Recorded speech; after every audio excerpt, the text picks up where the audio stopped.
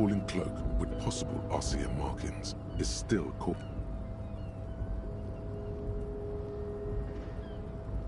The look in his eyes is a mix of the engineer-like interest. Yes. We were in the middle of something. Your cloak.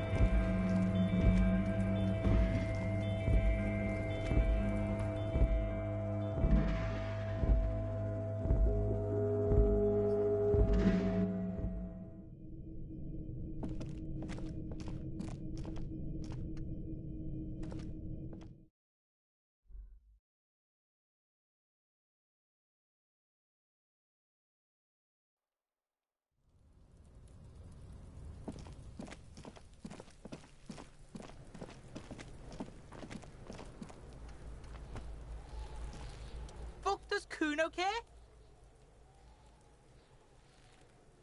The fuck about it? You're testing Kuno's patience here. Get lost! Kuno doesn't...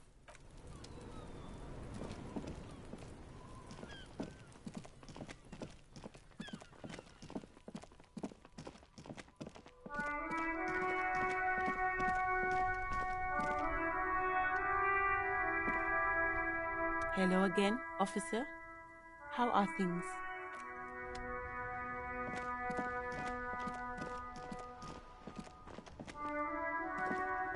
This Post Lavantorie mail collection box.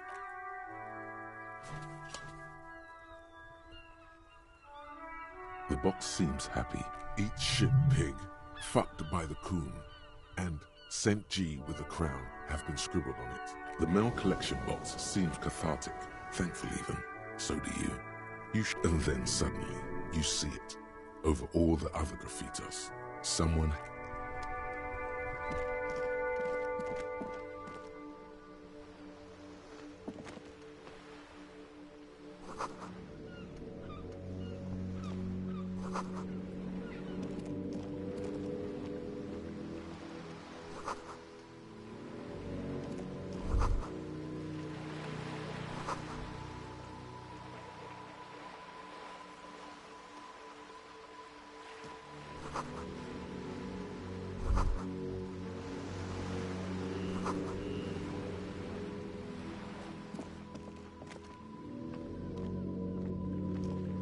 Hello, sir.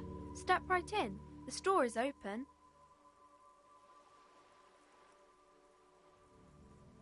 Are you interested in a new and exciting book?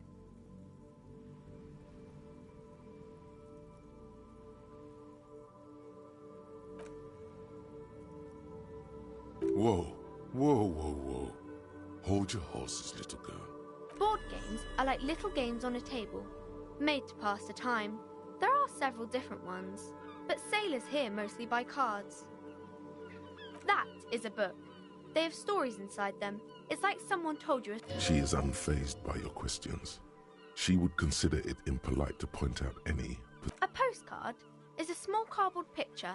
You can write a few words on the other side and send it to your friend or beloved. My pleasure. Anything else you'd like to know? Okay, sir. I'll try to answer any questions you have. I hope they're about... My name is Annette, sir. My mum, her name is Place. Feel free to step in and browse our wares.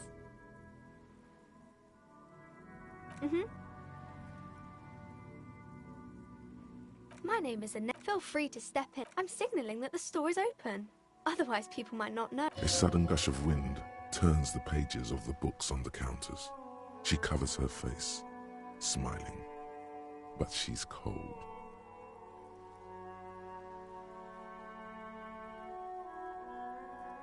Thank you, sir. I'm happy to help Mum out with the store.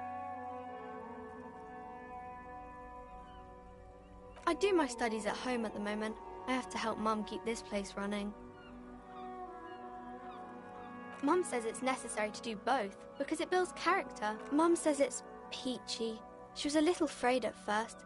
There's talk about this Behind her, the window has been boarded up.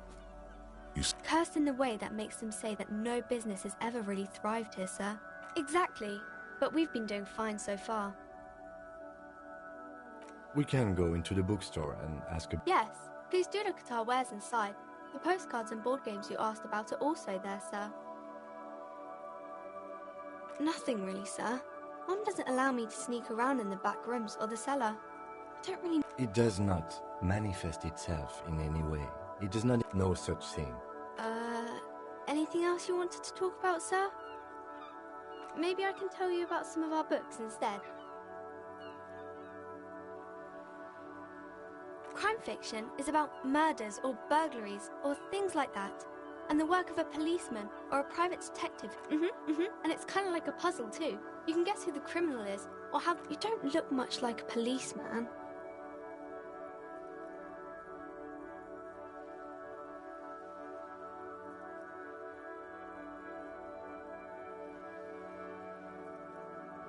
Didn't mean to offend, sir. Sorry, sir.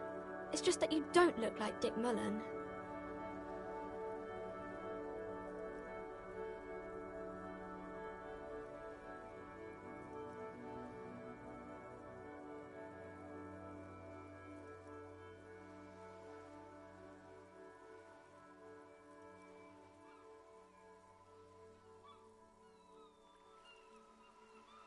Head, yes. No, it's your soul. Your resilience.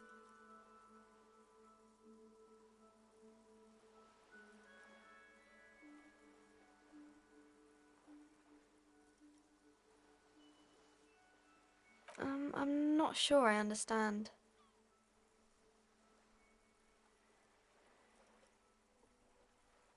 If you say so, sir. He's just a fictional character. He's no match for your soul. Maybe you can show me some real police work, sir. Like in the books.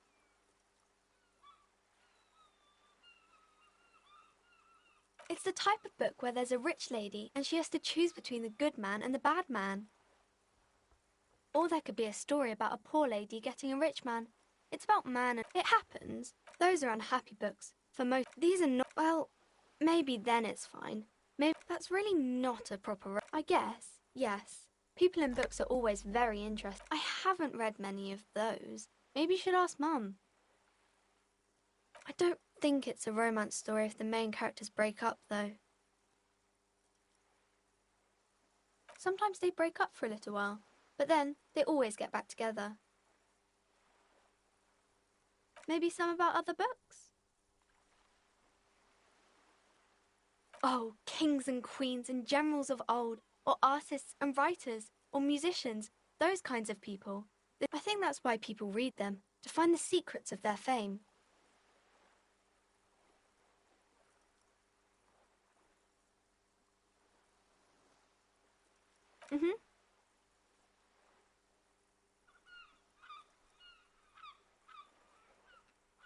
No, sir, I can't. It would be too tiring to refrain from it. It's already tiring enough to remember to say it all the time. It's nice of you to say I could stop, though.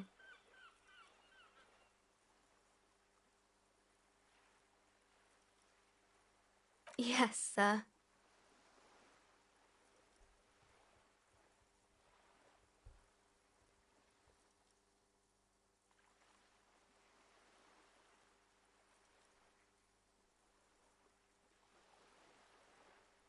It's the type of book, or there could be a story about a poor lady getting a rich man. It's about man and lady business. I haven't read many of those. I don't think it's a romance story. No, I don't know. You can take this. Blossom like a pain flower. The girl is at a loss for words. She shifts and sways on her feet. Stop. There's no need for this. It's in your power to change the subject.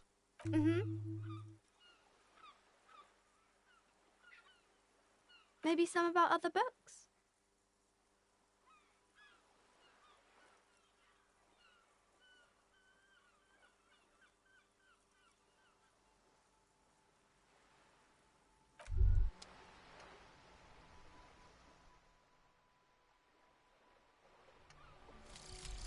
Advanced race theory. Everything is calm in the eye of the race storm. Your mind is lucid and bright. The mind-bending phylogenetics appear more distant and, to be fair, a little ridiculous.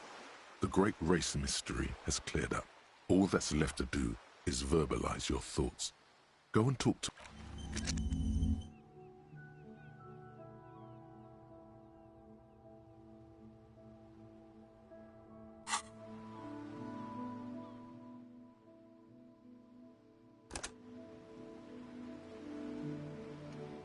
Hello again, sir.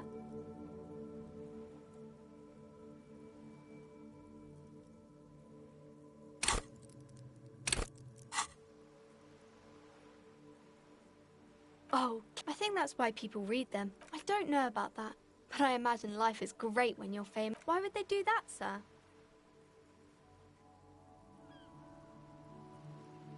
That's so cool. Maybe they'll make you a book cover picture and everything. Standing over a dead body, holding a gun.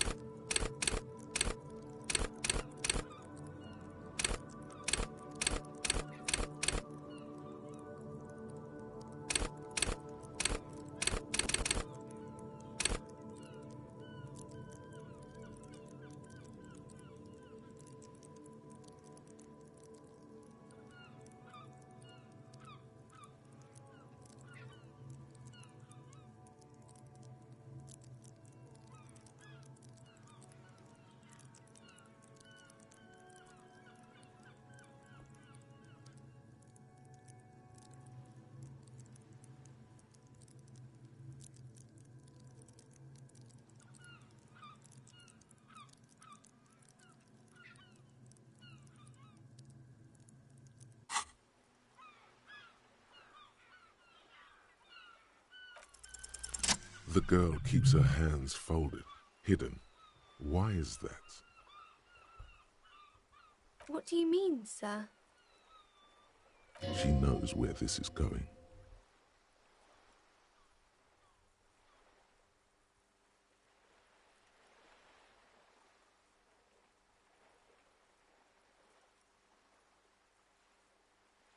She looks around anxiously. Her hands remain folded in front of her. She doesn't want to show them. The lieutenant stands by, looking at the two of you with little interest. A facade of true professionalism. He is far more intrigued by the situation than his poise reveals.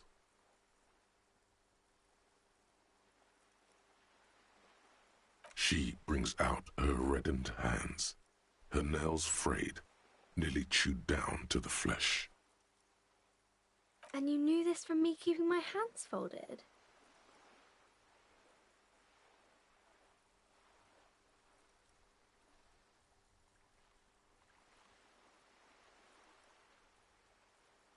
Well, that proves nothing. Anyone could do an easy deduction like that. She actually is impressed. This is more like a defensive reflex.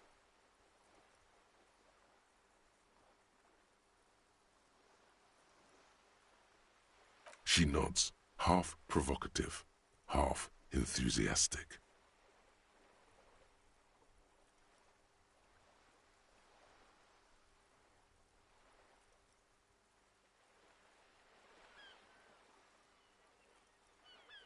Maybe so, sir. Okay, I know it's a bad habit, and I shouldn't.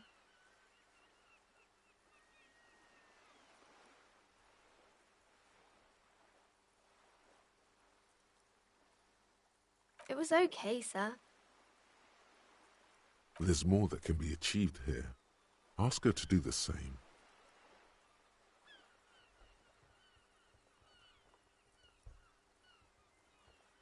You're quite sober. The lieutenant does not flinch at the comment. He does not flinch even a single bit. He is intensely not flinching. It takes effort. Because you usually aren't.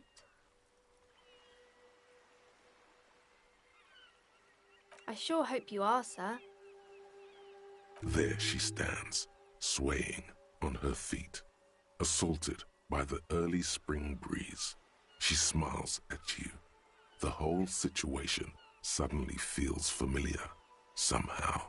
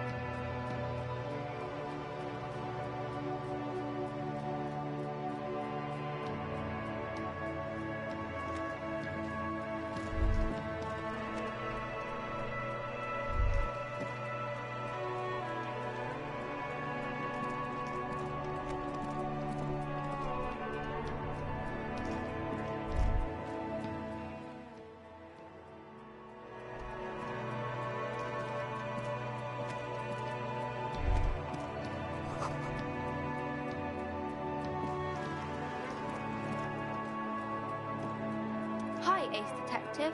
Are you here for more books? Because you know each other. She's been talking to you so openly because you've talked before.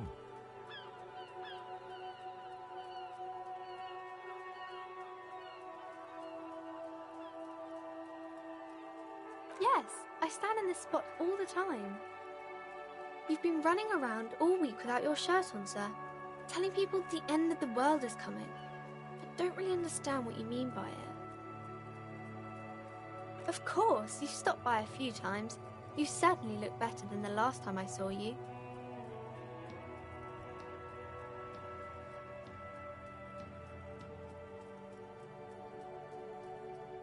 No, you don't have party eyes anymore. Party eyes. Yes, of course. That makes sense. I'm not surprised children have seen you running around with party eyes on, he thinks. Not... You know, like a cat in the dark, all big and wide-eyed. It certainly looks odd on a man. The swiveling eyes of a loony drug addict. That is what she meant. You were probably gurning too. Fuck yeah. You should get some party eyes right now. Snap those sequins on you, boy. Oh baby, that's not what you have to worry about. Worry about the important thing. I didn't know I had to do that.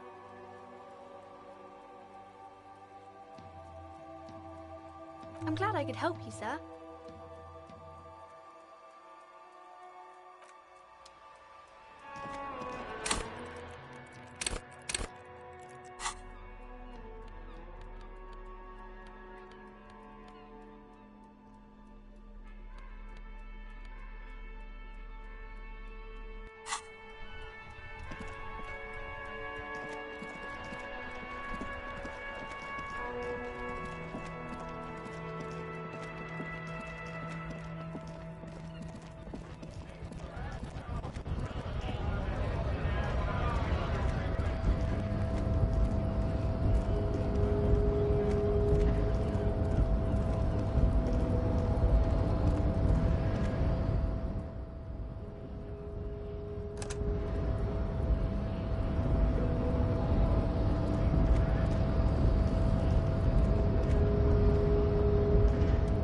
unpromising race pupil returns.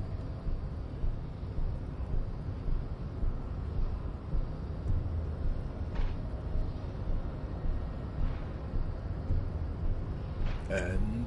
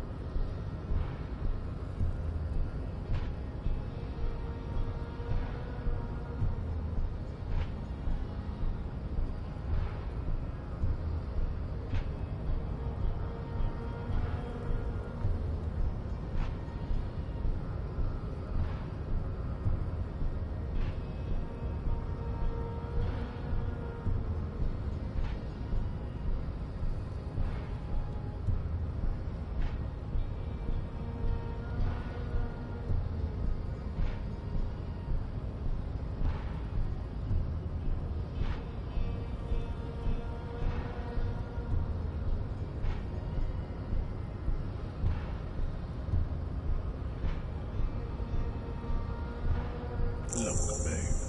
The rich man has humiliated and emasculated this couple. He can only think in base materialist categories and Rich man really fucked him over, Jean. His rage is already played out on the stage of history as the grotesque tragedy of revolution.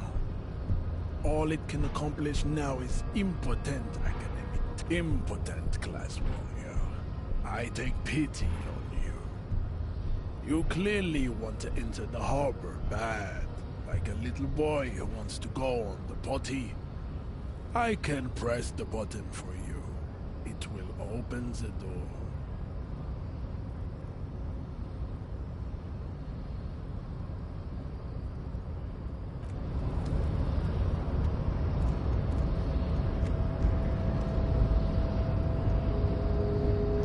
The unpromising race pupil returns.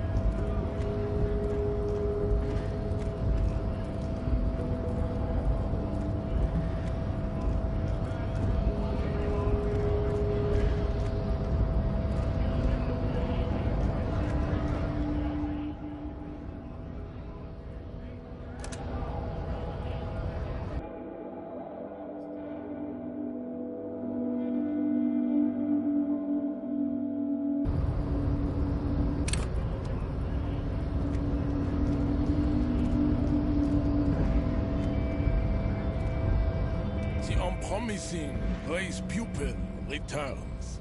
And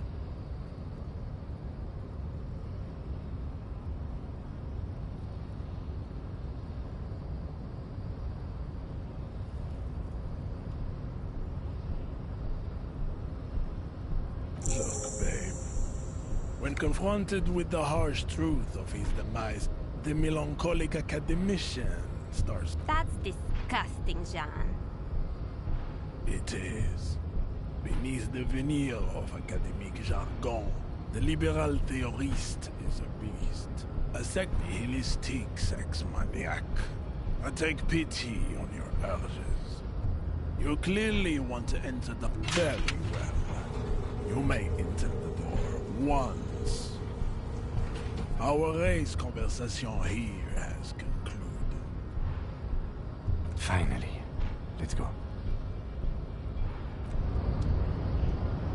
The unpromising race pupil returns.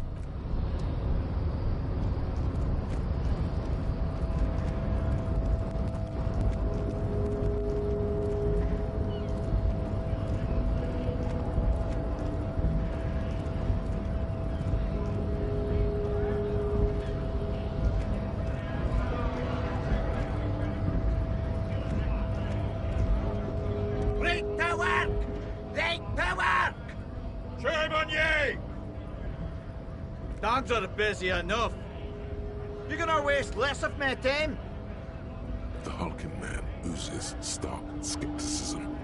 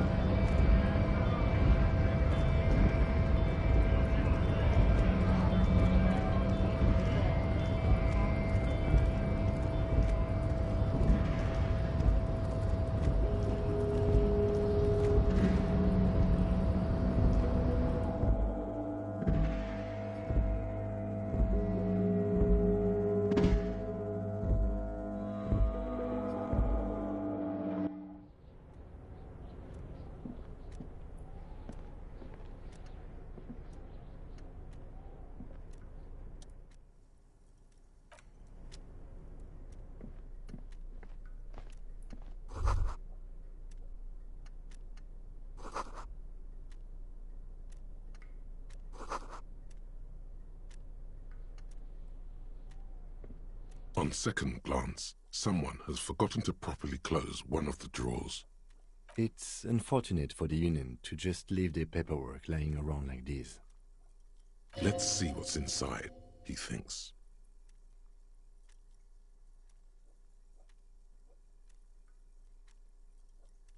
The drawer opens smoothly. Inside is a well-organized selection of brown folders. Hundreds of documents containing logistical data. Two kinds of transactions stand out.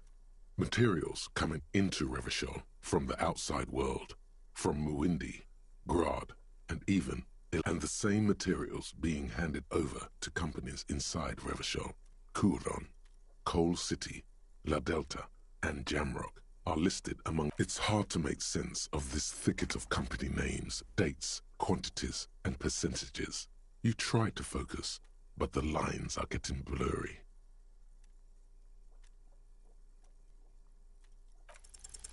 Whatever's hidden here is hidden well. Concentration isn't enough. Only a trained accountant with a background in logistics would be able to really make sense of it. However, there is a list. It appears to be a to-do list written in large, uneven cap. Remember, Leo, Everard's shoes. Special whirling borscht. Water Everard's. All items on the list have been crossed out, and the note itself is crumpled. Everard Clare, probably. The head of the Debarders Union. One of his aides must have left it. Nothing incriminating here. What is so special about this borscht? Code for drugs? Booze? Remember, Leo, Everard's shoes. Special whirling borscht. Water. All items on the list have been crossed out, and the drawer slides shut.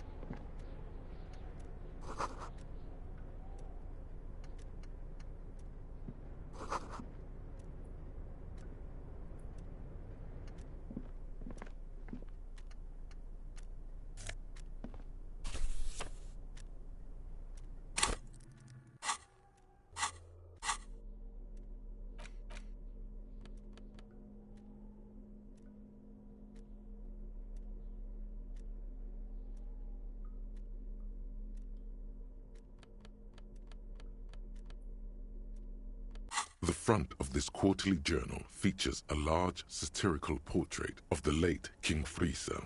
From the sides of his head, a pair of white antlers spread to the... Because white antlers are one of the symbols of communism. They represent a society in accord with the natural world and at the same time.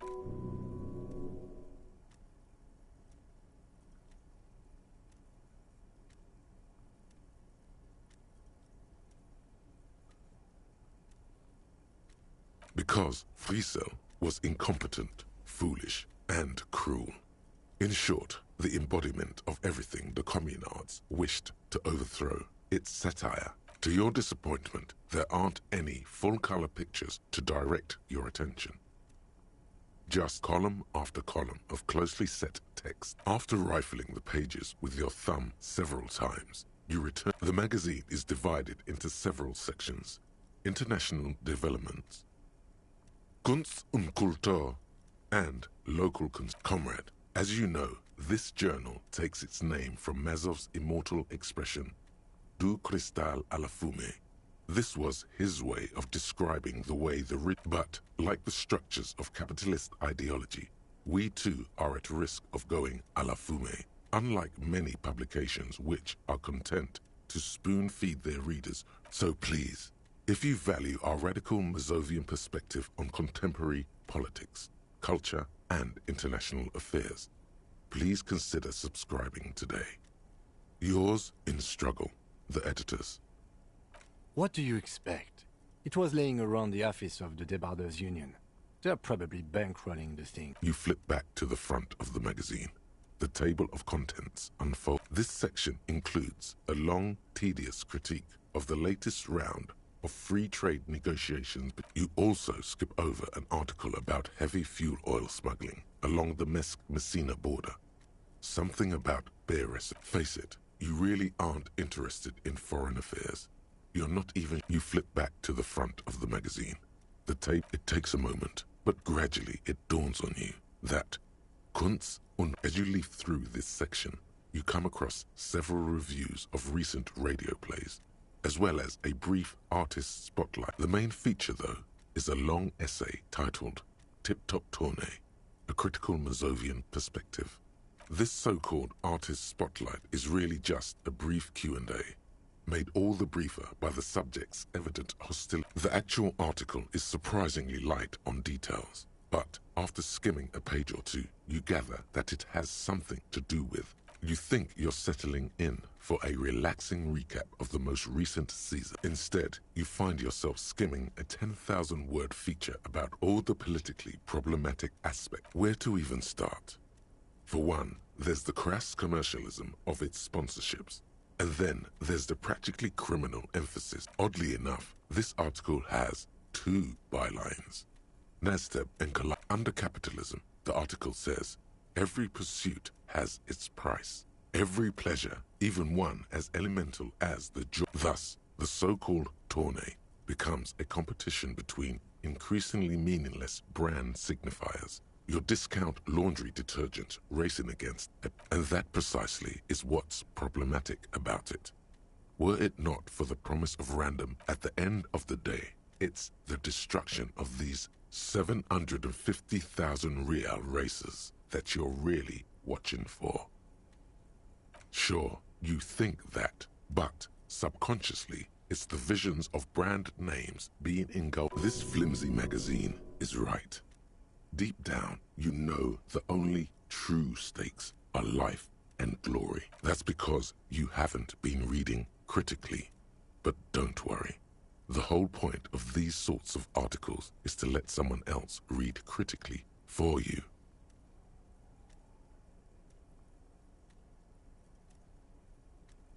I can safely say the thought had never crossed my mind, Detective.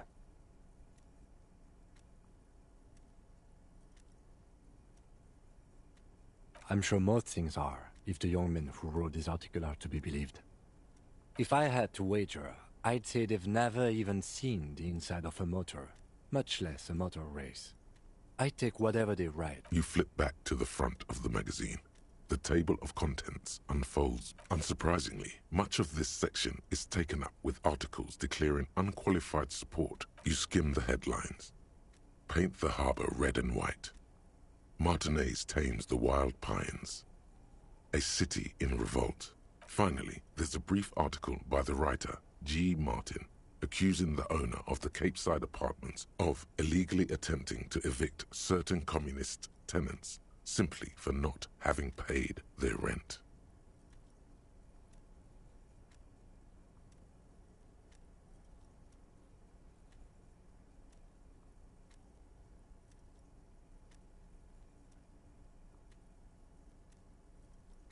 According to these editorials, there can be no accommodation with the forces of international capital or their music. You flip back to the front of the magazine. The table of contents unfolds. Unsurprised, you skim the head. Finally, there's a brief article by the writer, G. Martin. The eternal problem, according to G. Martin, is that under capitalism, the worker is rendered incapable of thus they tend to experience their own oppression as though it were happening to is that true? Have you felt estranged? You flip back to the front of the magazine. The table.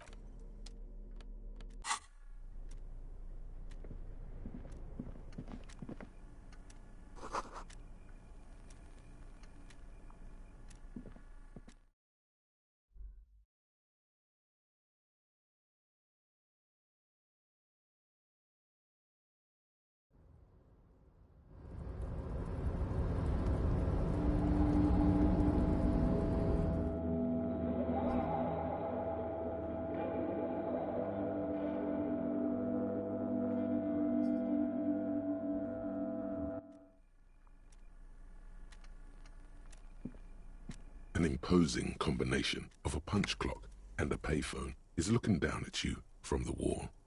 A note on the side says, "Tokens unavailable due to strike. Use change."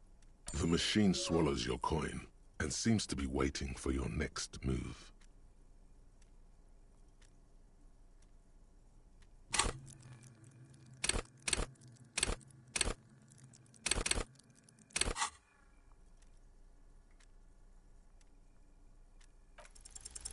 It's unclear whether you actually have muscle memory. Right now, your finger is just drawing vaguely occult patterns in the air. Undoubtedly, no. Sure, why not? Muscle memory is a tricky thing. Nothing tricky about that. You just do, fail, repeat, until it works. All it takes is motivation and practice.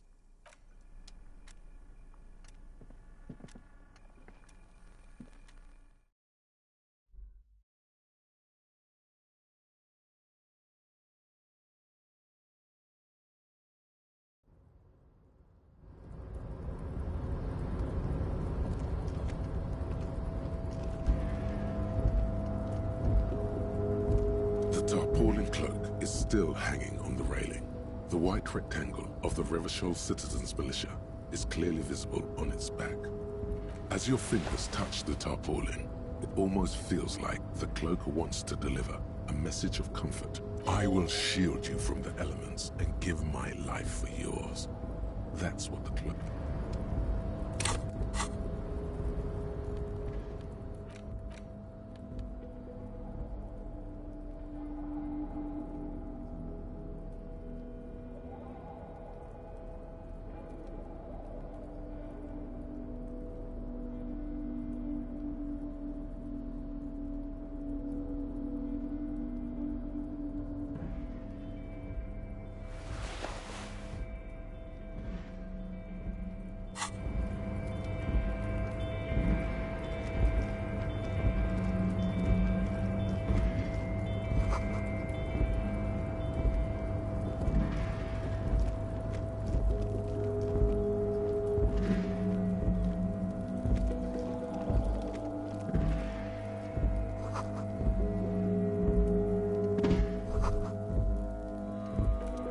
Empty wine bottles and cigarette butts on the ground. Someone partied really hard here. Well, they went through 6 bottles of potent Pilsner, 3 bottles of Commodore Red, and almost 4 packs of cigarettes. Well, yes, I think we can say with relative confidence that it was you.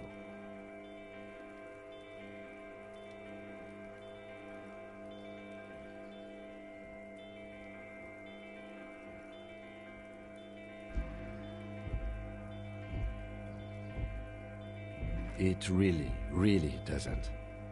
Let's turn our attention elsewhere and move on.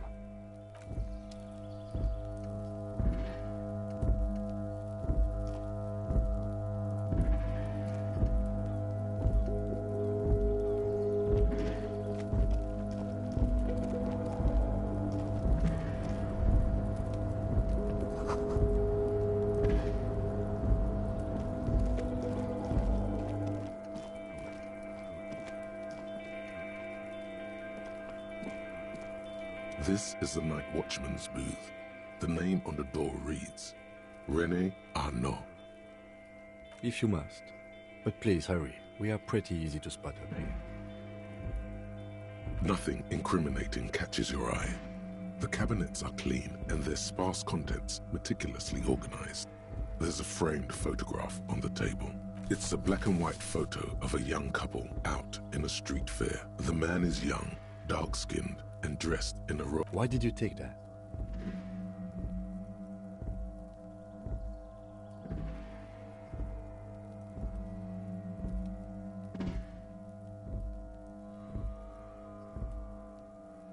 Fine, but let's move. I don't want to be seen snooping around here. This is the night watchman's.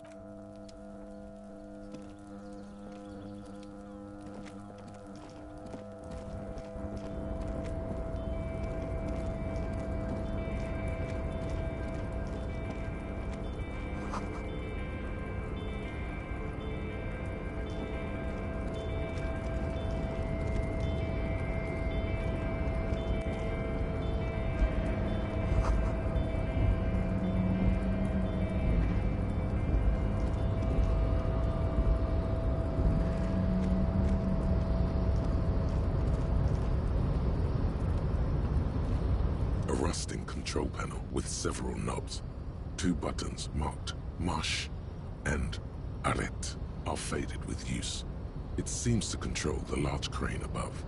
A container is attached.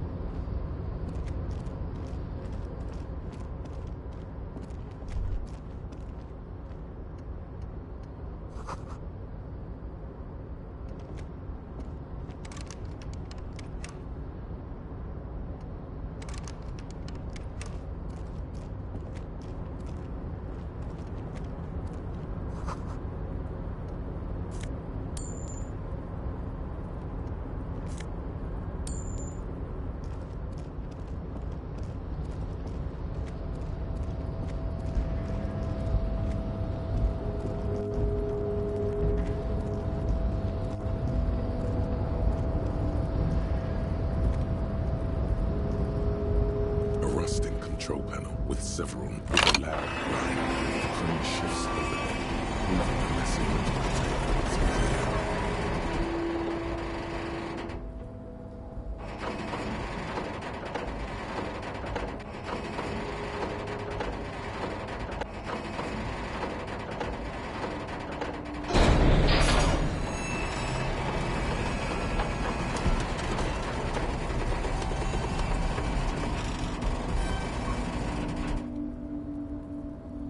With a surprisingly quiet thunk, this crane was built with a purpose, which has now been fulfilled. To move this, who can say? All you know is, it's special. I can't see how that was worth the wreckers, except for seeing the crane in action. which I admit was satisfying. The crane does not return to its original position. It does not move at no screech of metal when you push the button this time. Only silence as the crane...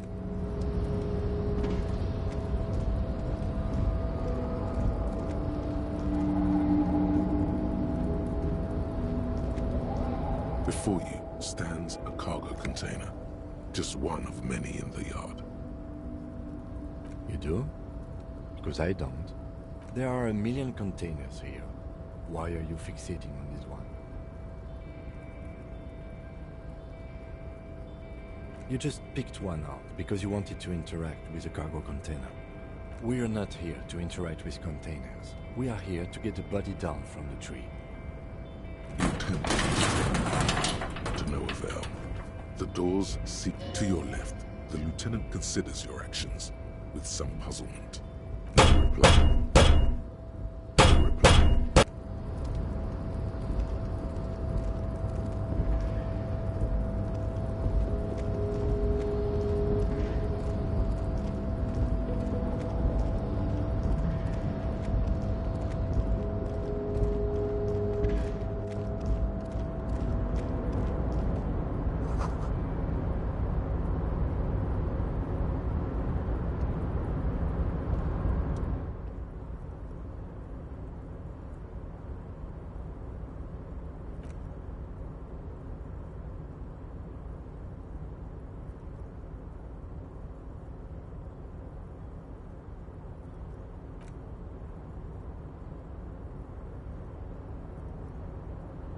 The look in his deep blue eyes is as sincere as you've ever seen.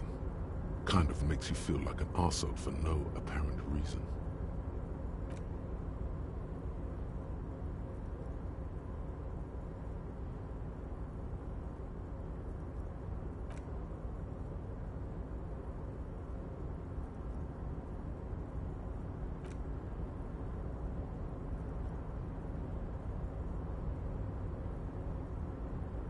Oh, I'm just making some covers for them containers here.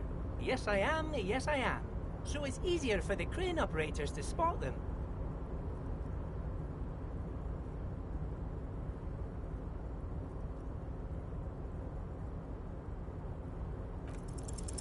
Everything is so pretty and red. You and Leo look like brothers as you glance around with similar childlike wonder.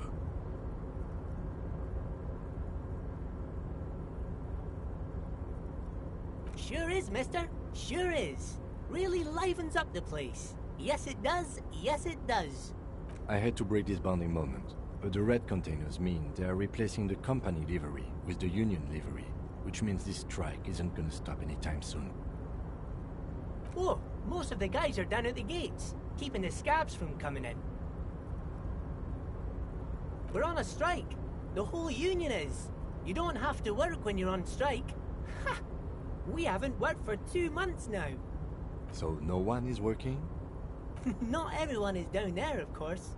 Mr. Evrard is in his office, where he always is. And Jean-Luc is guarding the gate. But Titus and his boys got into some drunken trouble and Evrard sent them on a nice vacation. For a week or so.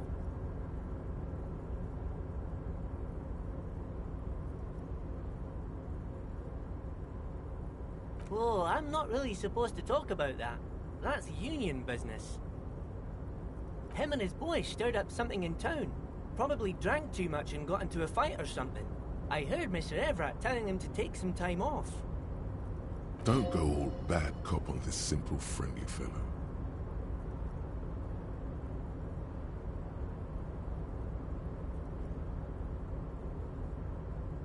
I guess the boys got a bit too rowdy and had to let out some steam. I don't really know the details. Well, that's just how boys are, you know. I haven't been in a fight since I was in middle school. Easy, Leo. Let's keep this on the hearties.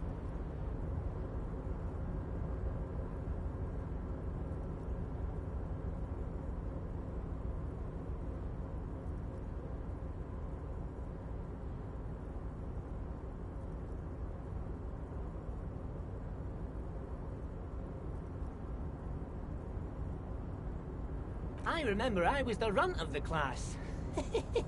The bigger boys always used to pick on me. You see, I had a bit of a temper back at, but Mr. Everett and his brother always came to help. Once they beat old Noel Becker so bad he needed stitches on his head. Noel never started another fight with anyone after this. Mr. Everett and Mr. Edgar are real nice guys, mister.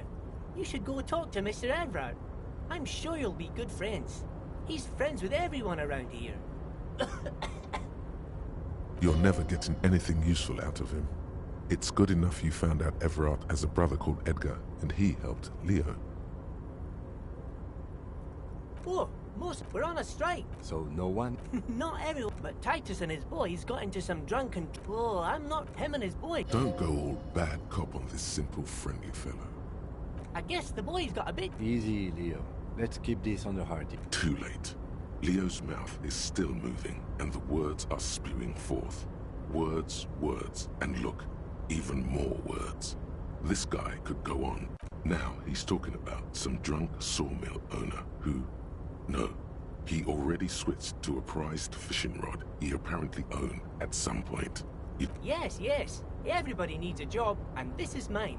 I'm Leonard, by the way. Leonard Bellick. But everyone calls me Leo.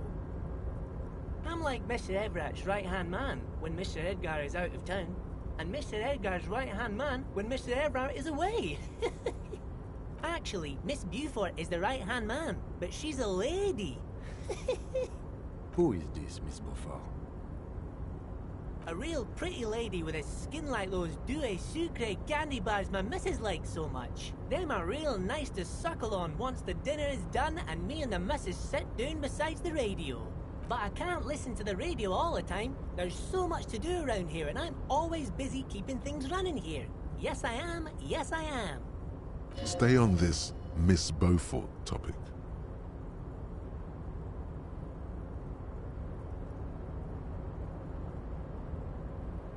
Oh, Lizzie, she is a real sharp tool. Mr. Everett put her through some fancy school and everything, east of the river. 4 years she was gone, and when she came back, she was all fancy and lawyer, but she's a real nice girl. Grew up in this here neighborhood, knows everybody and gets along with everyone. Real pillar of the community one day. For a fraction of a second, there's sadness in his eyes. If me missus and me was to have a child, I'd be real happy if she turned out like her. But she can't have kids. Dr. Lemaitre said so, and she knows about such things. Been a doctor for almost 50 years, she has.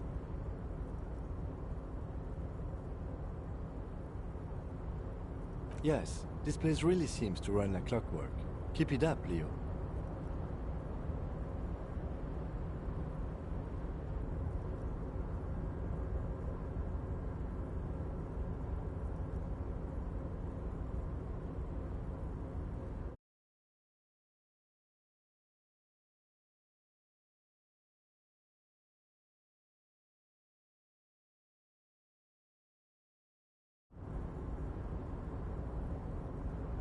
Well, thanks a lot.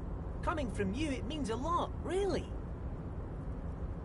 Sometimes I feel some of the guys don't really get how much I bust my ass for them here. But you guys are alright. The white rectangle on your clothes might not mean an awful lot in Martinez, but the recognition from an authority figure made Leo's day.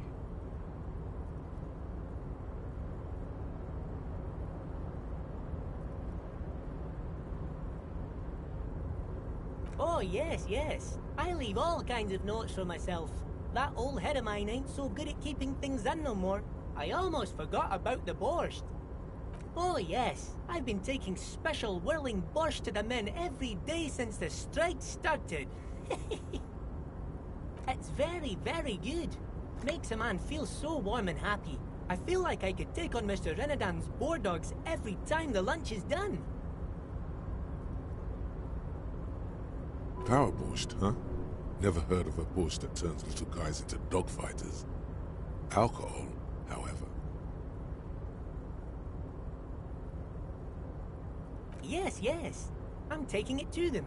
The borscht keeps them happy and in fighting spirits. Makes you all warm inside. They brew it in the whirling in rags.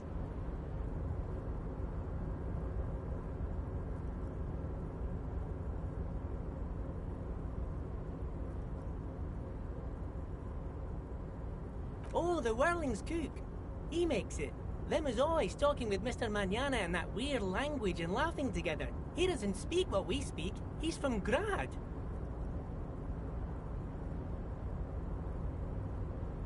Oh, sure, mister. Sure. You do that. Yes, sir. He didn't actually understand what you meant, and now he's just nodding along. Oh, that one. That should be empty as far as I know. Lots of containers here have nothing in them. They're just waiting to be loaded up. Told you.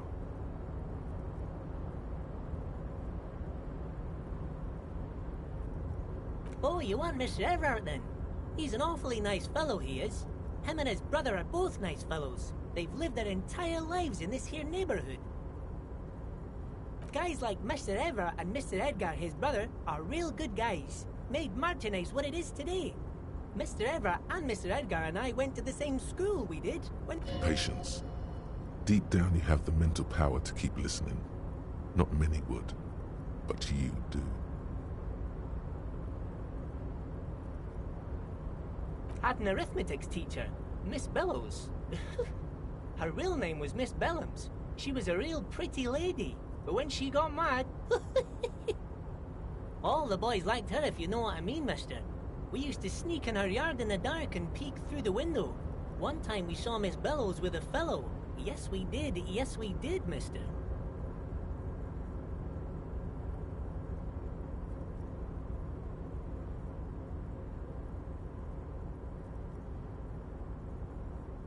Yes, we did, mister. Indeed we did.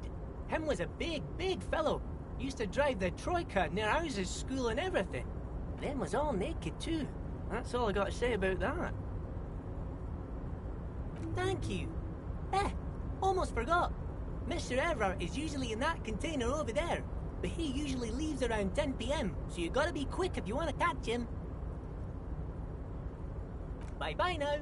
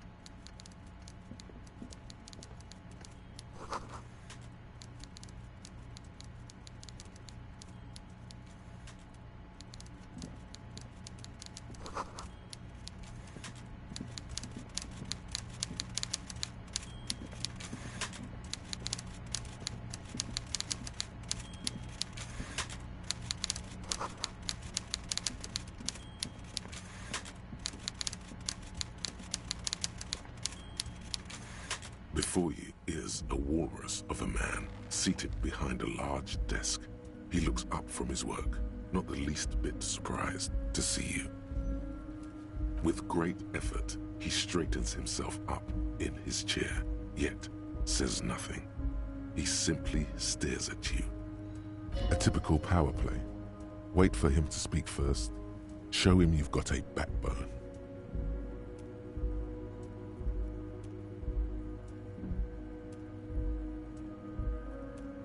The one good eye of this man fills you up without even flickering. The other, his lazy eye, is constantly moving like a goldfish in a tank.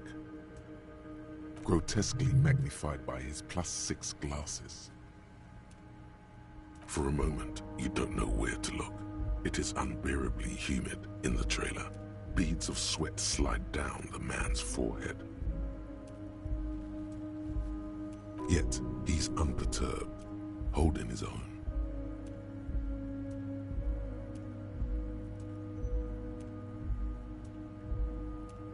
At first, nothing happens. His face wears a wide and self-satisfied smile. Every now and then, he smacks his big lips. Like a general over his maps, he plots his moves. Judging by the way he's licking his chops, it's going to be a good one. So...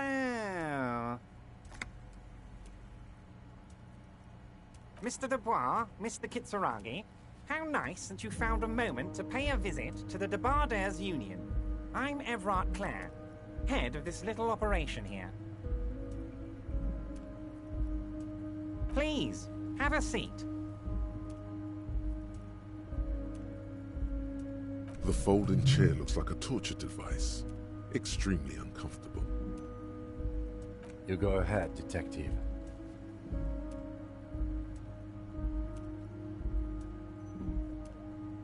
Whatever he has in store for you, it can't be good, he thinks.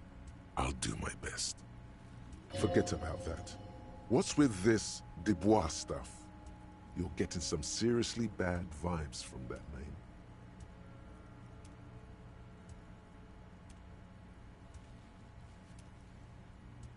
Please, Mr. Dubois, let us converse in a civilized manner, as equals. Take a seat.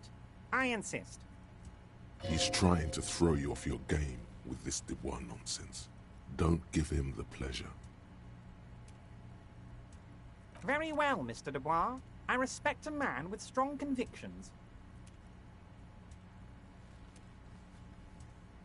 I, too, have convictions.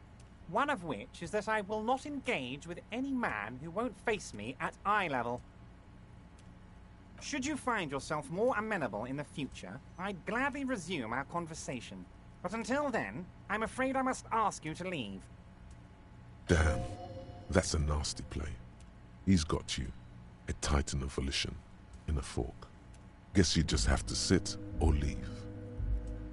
Excellent, Mr. Dubois. I can see that you're a reasonable man, and reasonable men can be of great use to one another.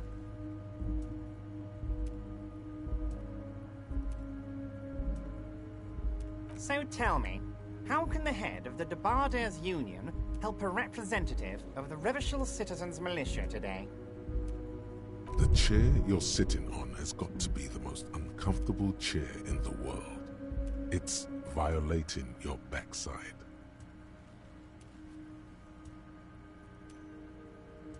Oh, by the way, I heard you got a rather rude reception from a certain Lawrence Gart. Some people have no manners, it pains me to say. This should take care of that nonsense.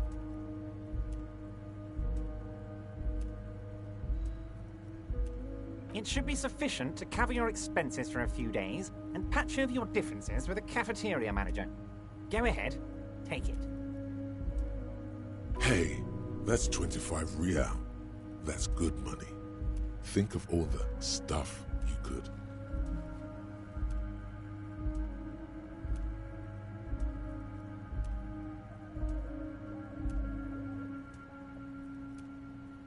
Yes, I know Lawrence. He's a real character. No union man in him. A real piece of work, that boy is.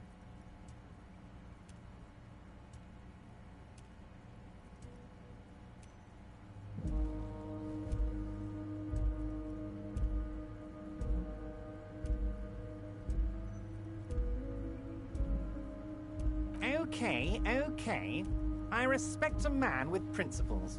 No handouts, then. Now, I'd like to set your mind at ease about one other matter. Your lost gun. Let me assure you, Union people are on it as we speak. I've got my best hounds looking for that lost gun.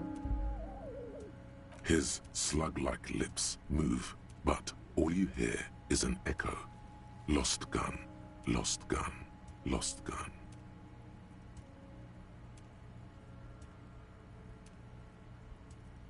The world is swallowed by a black hole of fear.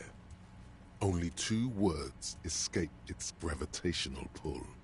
Lost and gun.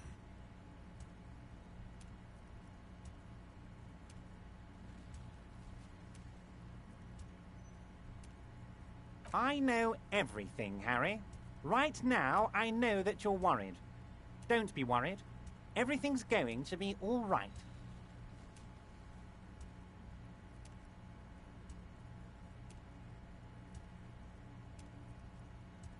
It's not like you left it loaded. You didn't lose a loaded gun. Local children aren't out there playing with it right now, pointing it into their own mouths. It's in a safe place. I just know it. I have a feeling everything's going to be all right. It was loaded. There were 2 bullets in it. You always keep at least 2 barrels loaded.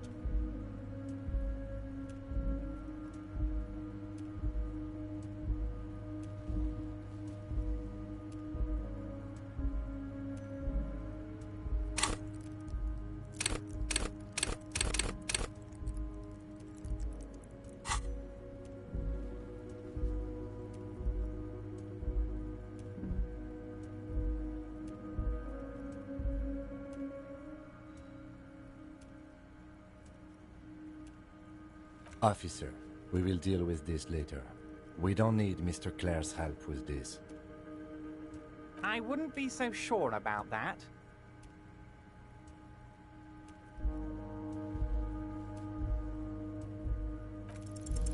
God, you're sweating. Your knee is jerking. You're about to cry, aren't you? You're about to cry because you lost your gun and those children are gonna shoot themselves with it. Mr. Dubois, you don't look so good. What is this, Mr. Dubois, he keeps repeating? What is he trying to pull here? You need to cool the fuck down. Chill. Mr. Dubois! Mr. Dubois! Harry!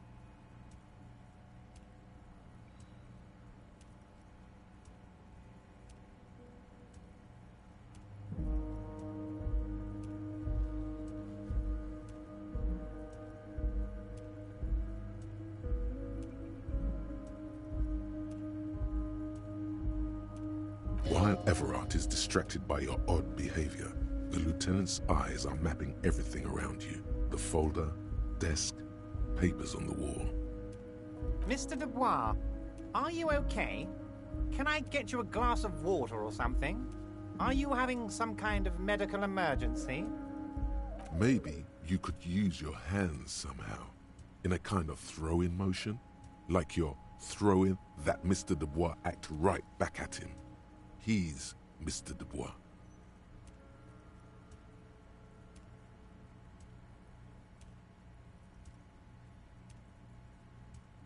Don't be dramatic. I can see your condition isn't terminal. What an odd demonstration of... you got me, Harry. I don't even know what. As entertaining as it was, I'm afraid we're wasting our time. And I'm... Okay, enough. We are here to ask you some questions pertaining to a murder investigation. Quick, here's your window. Get yourself together and ask him questions. Police officer questions. It is about time to stop embarrassing yourself. Questions will help you regain some of your lost dignity.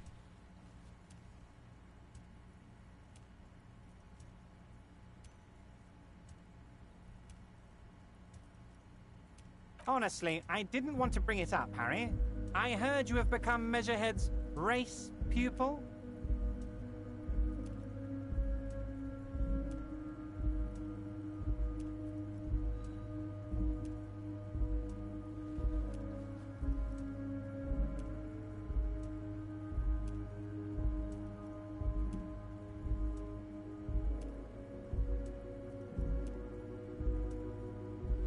Of course, Harry, of course.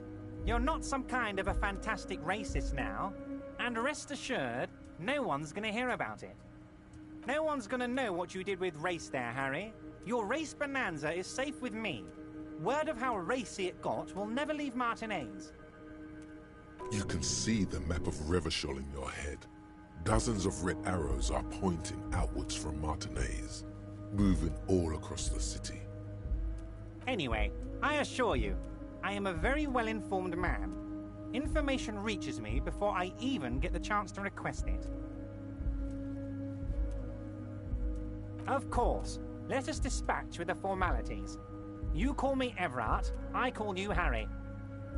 That's what the hanged corpse called you. Harry. My God, so it's true. I didn't want to believe it, but you are a fantastic science fiction amnesiac cop, aren't you? What are the odds of that? I think the odds of that are very low.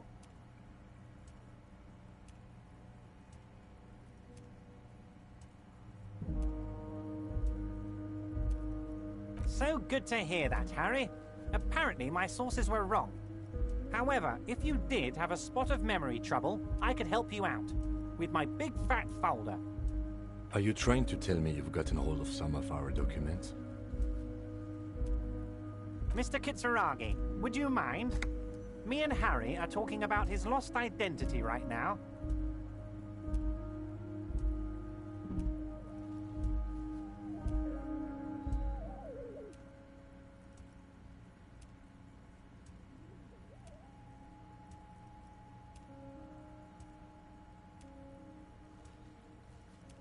It's Harry. Harry Dubois. You feel like a Dubois, but you don't feel like a Harry. Strange.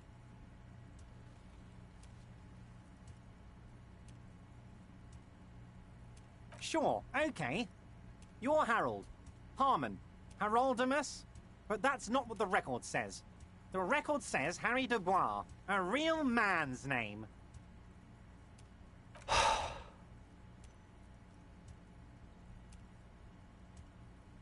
Mr. Kitsuragi doesn't seem even slightly empathetic to your memory loss, Harry.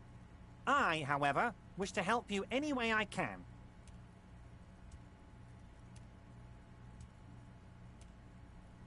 Family? Harry, you're not a family man. There's not one peep of family in here. Unless you think you're a family man. Do you strike yourself as a family man, Harry? Family, Harry, is the most important thing in the world.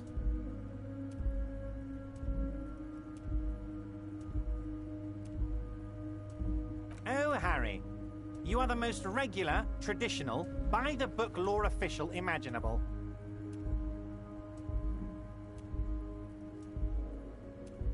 Now that is funky, Harry. You are a colourful fellow, not a boring stiff like this deceitful folder here implies.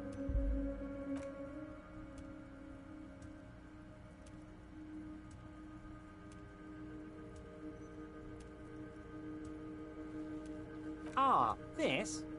My friends in your organization gave it to me, Harry. I find that very suspicious. May I have a look? I'm afraid this is meant for Union eyes only, Mr. Kitsuragi. I'm sure you understand. Please continue, Harry.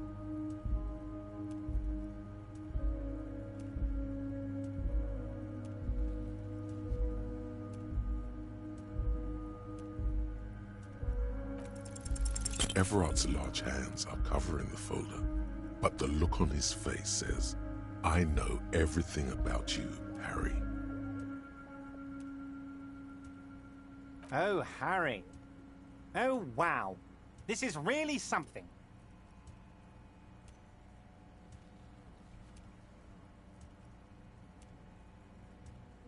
I'm sure it's not that bad.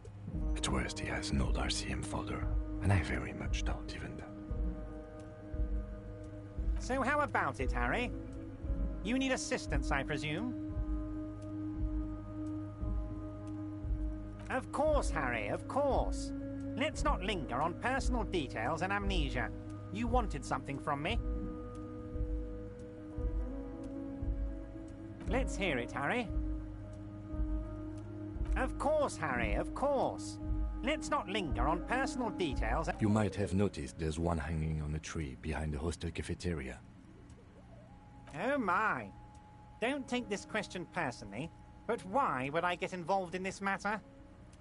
Mr. Clare, the man was hanged with a cargo belt. A steel-reinforced cargo belt. It's safe to assume the Union had something to do with the murder. Besides, Getting the body down would benefit all of us. It's a stain on the neighborhood.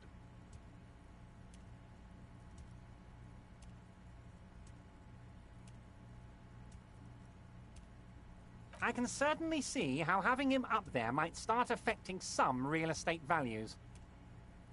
But of course, all joking aside, I am going to help you.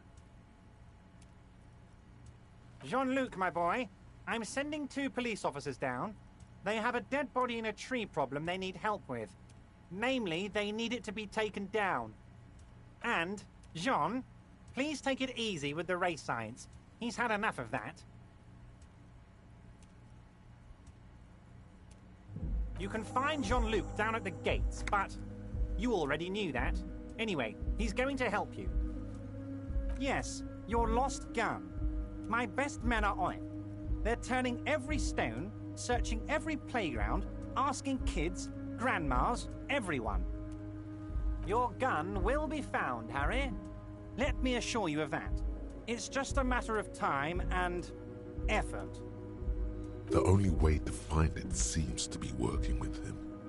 He might even be holding your gun hostage. Who knows? Only one thing is certain. If you work with him, you're going to get it back. And working with him might be the only way to do it.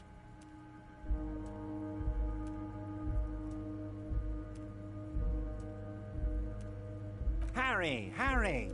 I was only trying to be tactful. A lost gun is a dangerous thing. I can't have it around in my neighborhood. Kids could be playing gun roulette with it as we speak. Teenage gangs could be arming themselves. Get a hold of yourself, Harry.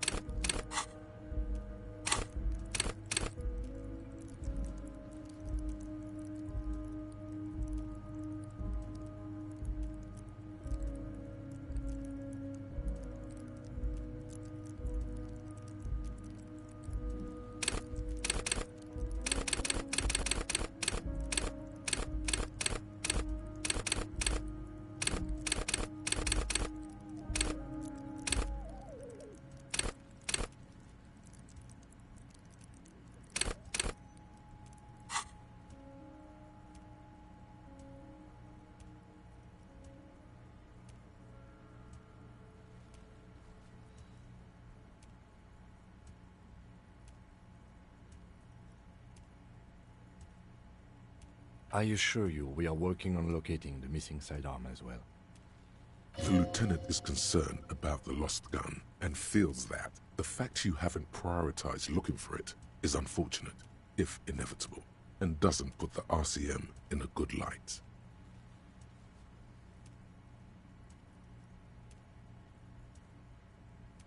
Excellent, Mr. Kitsuragi.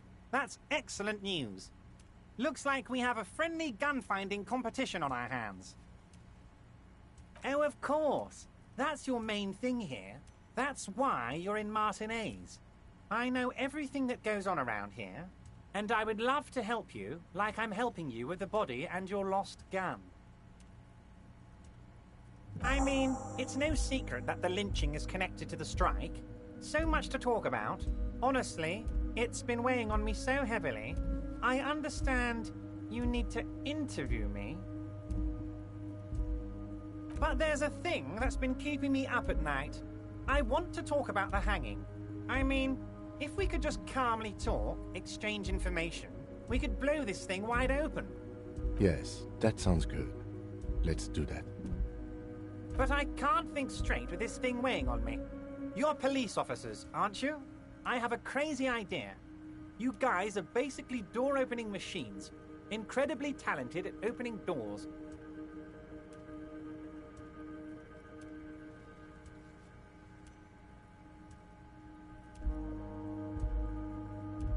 I'm not sure I understand.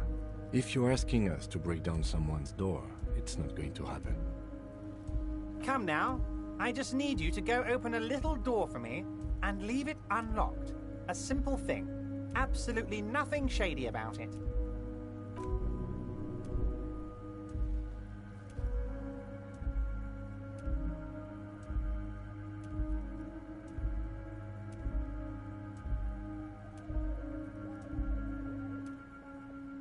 Harry, I'm a very busy man, and more importantly, I don't have that extraordinary physique you do. You look like you could run around all day. You want to send someone a message that the police are working for you. I repeat, I'm a very, very busy man, Mr. Kitsuragi, and therefore I must occasionally enlist outside help. So, oh, no one's. It's just a weasel. A weasel lives there. Nothing for you to worry about. A loud blabbering weasel. When weasels feel no one is watching, they start acting foolishly. Just go there, unlock the door, and leave it open. It's been such a burden on me, Harry. I just want this to be over so I can discuss business with you. Harry, my dear friend, I am what people call a local bigwig.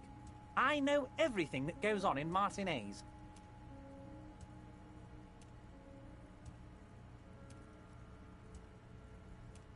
Of course, Harry, I understand. But if that's the case, I don't think we'll ever find your gun. Even worse, we won't be able to speak like equals about the murder. Perhaps this was just bad timing for you. Know that you can always come back to me. I really hope you do. For your sake, my sake, and for your gun's sake too.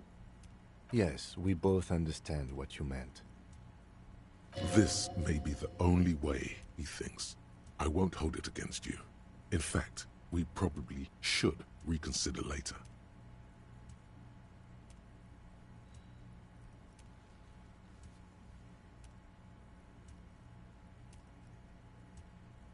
I don't know what that means, Harry.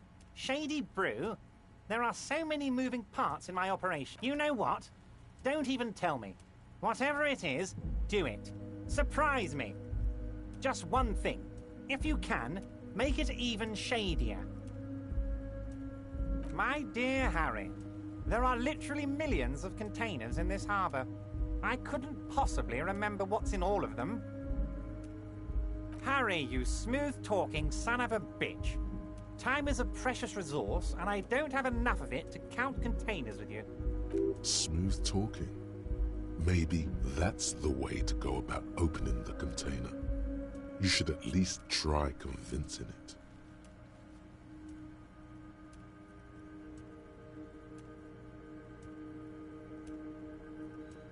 My dear Harry, there are... Harry, you... Smooth talking. Maybe that's the way... Wait. You need this to get in and out through the gate.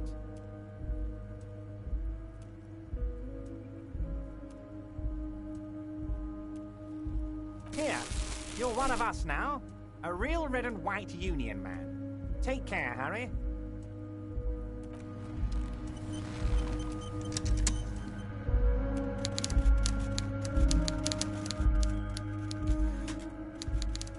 What do you want to know? Good.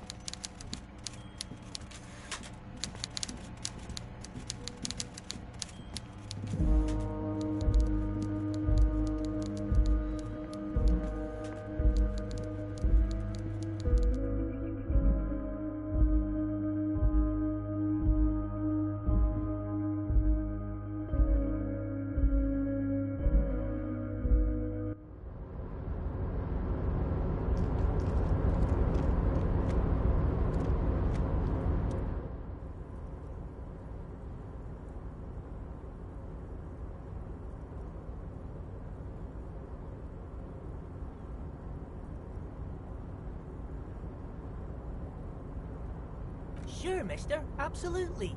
I'm always willing to help out nice fellows such as yourself.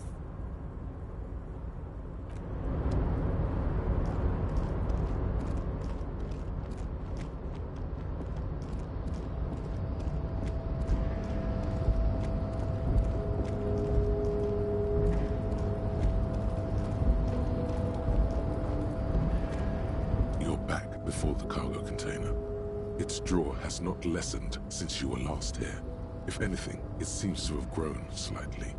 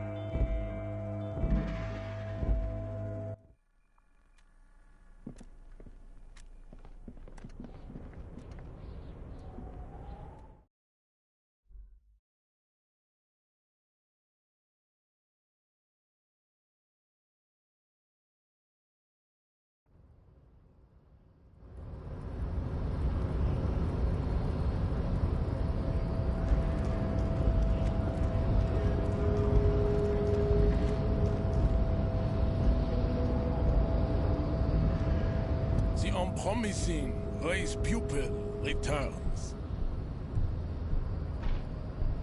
There is nothing funky about them. I cannot possibly imagine what else we have to discuss, Tibere Vacholian. Your love for disco music and venereal disease? So it was. My unpromising race pupil entered the harbor and used my superior to give me orders. I salute your cunning and will remove the body from the tree with my bare hands. You're so noble, Measurehead.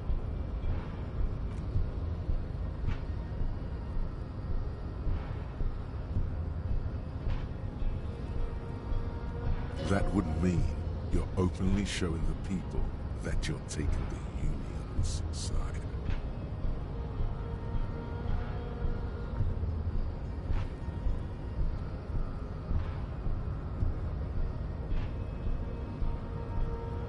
Yes, that is precisely what it means, homunculus. This is the uncomfortable result of not taking it down ourselves. I can live with a compromise. Listen to your little friend. He is wise in his childlike way. His mysterious race may yet prove fierce competition to my heroic haplogroup.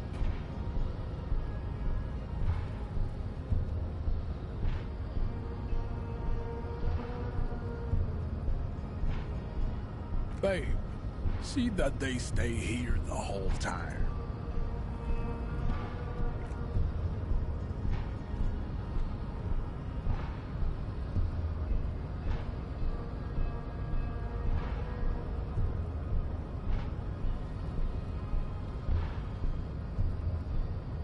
The woman's gaze follows Measurehead as he leaves. So, you guys are like cops or something?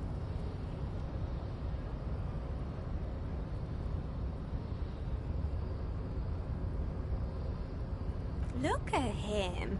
His craniometric perfection. Are you cops or what? Cool. I like men with guns and power. I'm Katya, by the way. You hear that?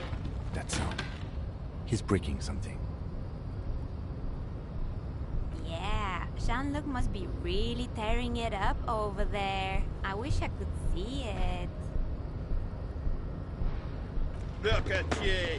RCM rent-a-corpse! Guarding that bridge like Everett's lapdogs! Is this where it's at now? The RCM is for sale! And who are you? What is your business here? Why are your clothes 4 sizes too small for you?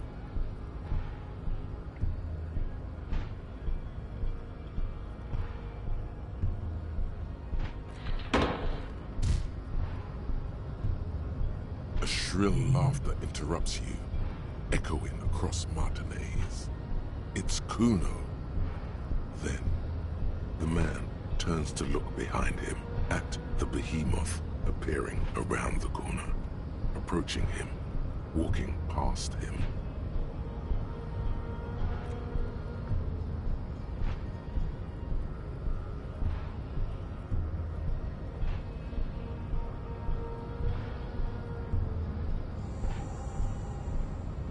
The corpse has been removed from the tree.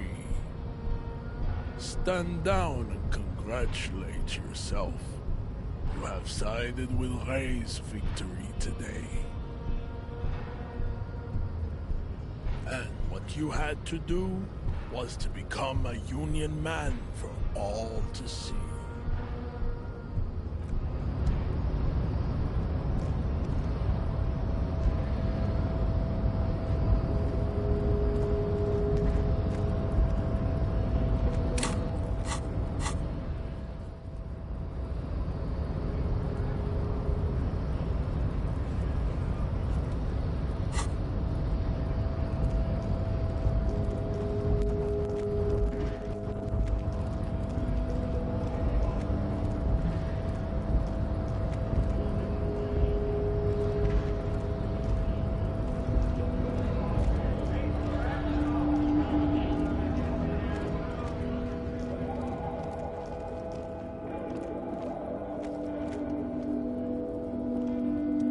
Something odd?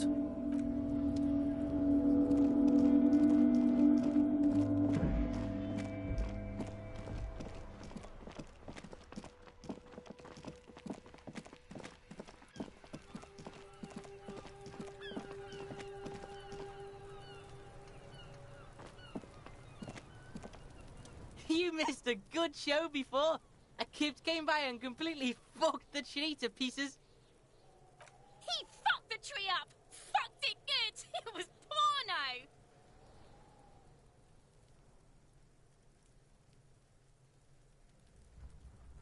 What is this shit? Talk normal to Kuno?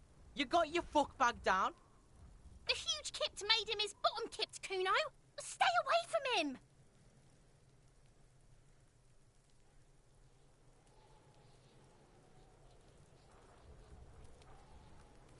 Yeah, did you fuck in there? Oh, that? Kuno decapitates pigs. That's just a Kuno demo tape.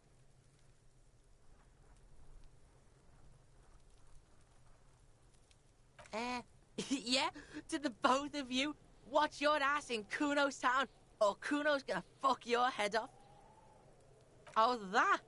Kuno decapitates pigs. That's just a Kuno demo tape. What? What is this shit? Fucking on yourself. This is weird level shit. Kuno... Fuck your shit back to normal. What is this? Oh, that? Kuno decapitates... Yeah, Kuno plays on snuff radio, fucks pigs, live, fucks their heads off. Kuno's a cop killer. Oh, that? Too brutal for you, huh? Kuno, fuck your tongue off.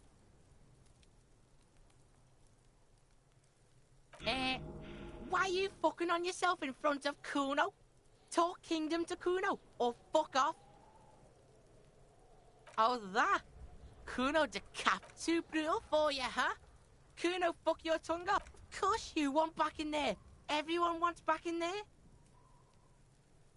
That's where Kuno gets his daily hit of electric. Kuno Shazam. Kuno rides the fucking lightning in there, pig. Bet you'd like to ride the lightning too, wouldn't you? You feel tired and old, but you could have that sparkle in your eyes. It's a vitamin, pig. Don't you know anything? You could use some. Yeah, it's the mag. You fucking need that shit to stay on top of your game. Kuno goes through like a tube a day, rips mag like a motherfucker, and... Oh, don't teach him, Kuno! He's gonna use it against you, Kuno! You're not getting this, Pig. It completely takes away the hangover. It's like you didn't do anything. Like you stayed home playing with your choo-choo. Fuck you, Pig. Don't do mag. You're gonna OD and you're gonna fucking die. It's a vitamin. You could use some. Yeah, it's the mag. Oh, don't teach him, Kuno. You're not getting this, Pig. It completely takes... Fuck you, Pig. Don't do mag. Good call, Pigmeister. Don't come and talk to Kuno about his kingdom. The fuck do you want with it? Good call, Pigmeister. Don't come and talk to Kuno. Been waiting for you to fucking man up. In there is Kuno's violent... Okay, Kuno's listening.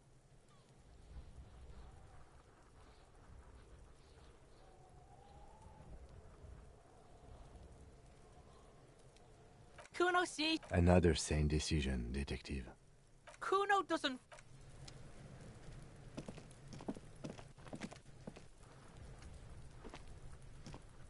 I'll die before I squeal.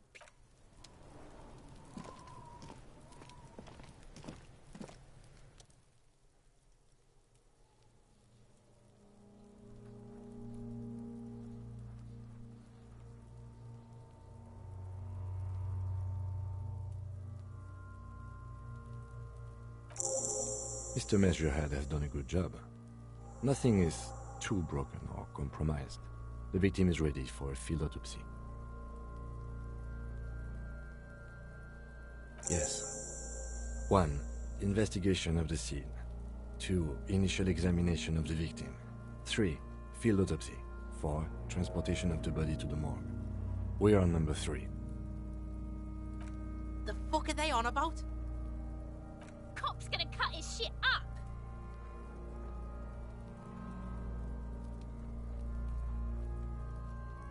No, you and I are detectives. The honorary rank of detective signifies our ability to handle the entire incident chain, from autopsy to cleanup to social work, everything.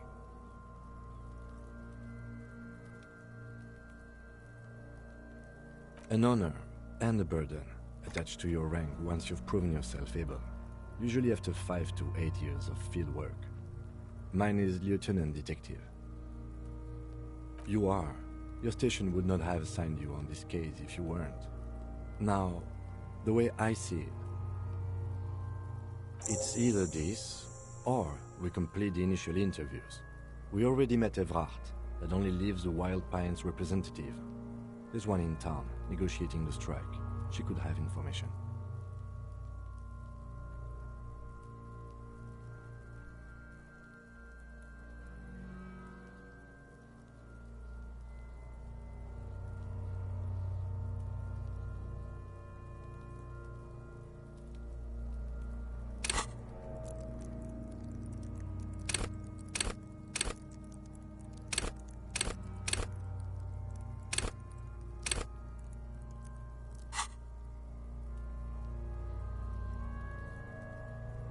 The lieutenant adjusts his glasses and takes a deep breath.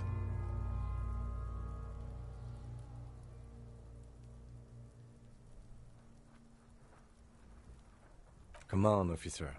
You know what a field autopsy is. You've done 100 of them.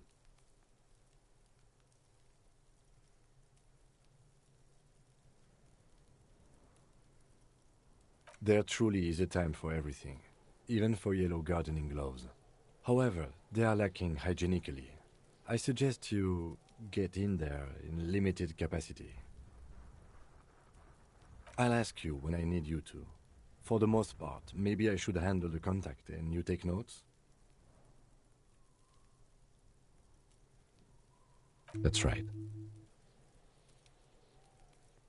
You knew it because you inspected your ledger. The lieutenant is relieved you know the protocol.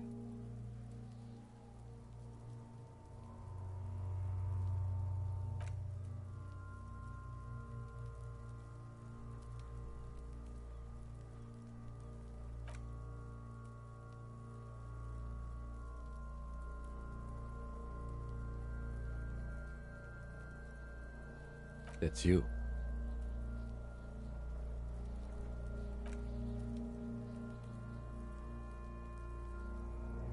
KK57-0803 Next. NA. Next. NA. Roughly 50.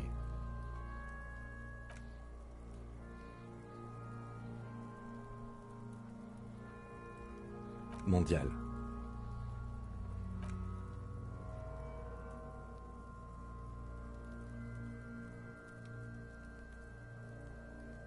Fucky, fucky! Male. Pigs can have sex!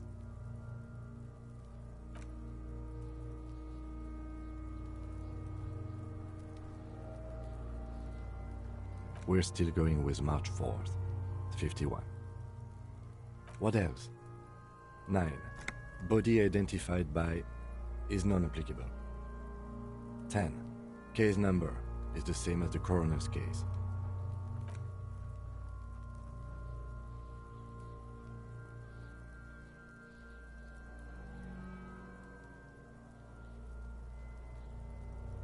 None. At least not after the initial examination. A strange word. Treatment. Interfering with the body's position or wounds post-mortem. How did you not know that? Aren't you a cop? You're leaving a weak impression here. Say something sure-handed.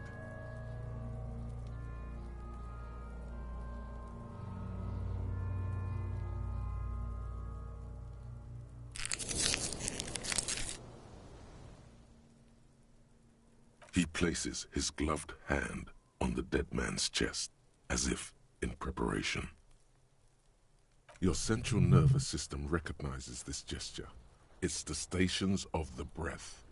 Ecclesiastic, religious in nature, a holdout from pre-DeLorean burial rites. Somewhere in Jamrock North, a small wood shed behind Rosencrantz Row, Lieutenant Nick Feuerbach puts his hand to the chest of a small corpse, no larger than a monkey. It's raining outside. Elsewhere yet, an obese female sits in a wicker chair, her silhouette bull-like against the window. Outside, Grand Coudon. The day is turning dim for Sergeant Mac Dawson. The building is tall, 7 stories wind-wrapped in solitude. Most of the apartments are unoccupied. This was a suicide. And so, all across Jamrock, Coal City, GRIH, 42 deceased persons found today. We should start the post-mortem.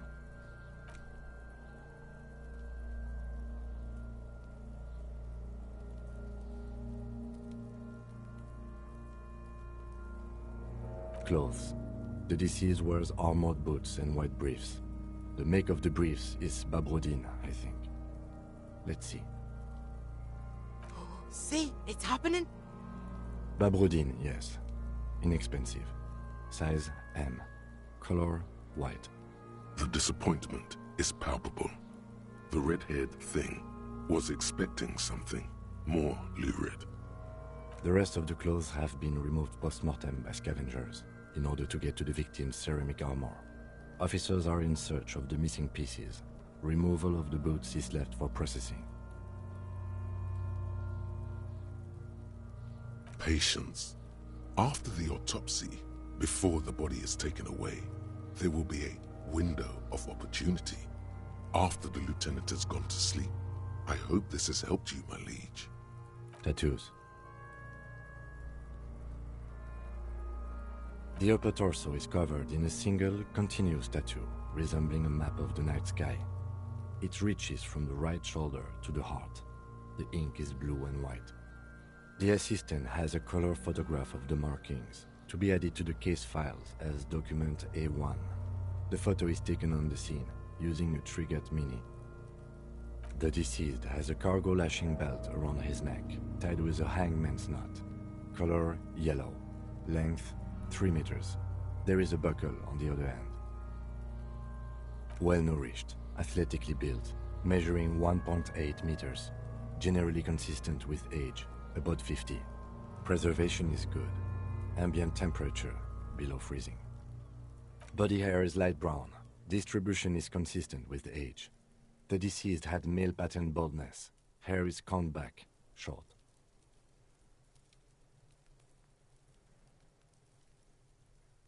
Lividity is consistent with hanging. The head is congested. Contusions are present on the head, chest, and thighs, consistent with stones thrown post-mortem. Low velocity. Fucking low velocity? You think Kuno doesn't know what you're talking about? Velocity was fucking max! Talking shit about Kuno's velocity. In addition, there are bite marks on the face, scalp, and chest, consistent with predation.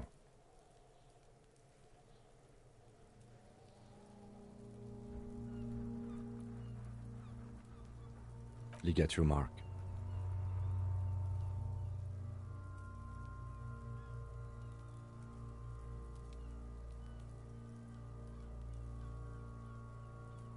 The steel wiring.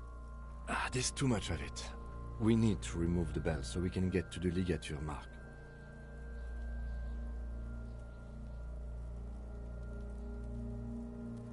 It's no use. We should get chain cutters. You can try with them. I have a pair in the toolbox of my kinema. Damn corpse. We had a good rhythm going.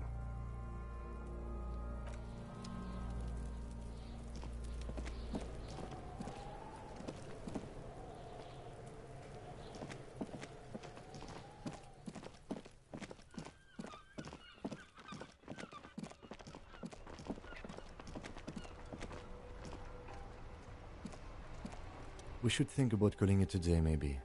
The nights are still miserably cold this time of year.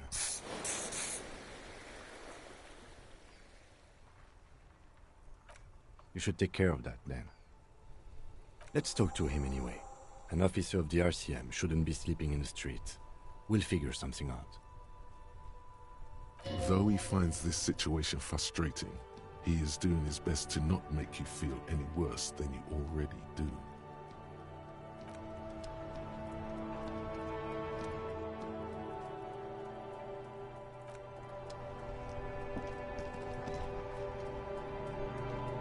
Before you stands a motor carriage. The bodywork is covered in blue and white livery, bearing the number 57. In the cabin, you are welcomed by a set of steering levers, a radio microphone on a hook, a pull-out toolbox under the seat, and the soft glow of the fuel preheater gauge.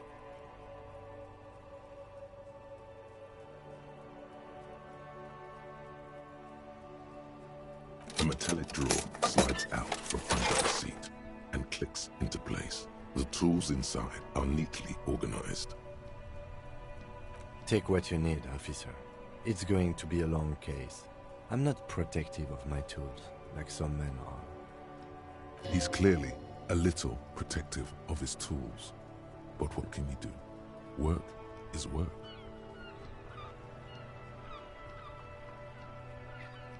The handles are long and sleek. Snap, snap go the cutters in your hand. The pry bar feels nice and cold in your hand, heavier than you'd think. Cold and heavy, like truth.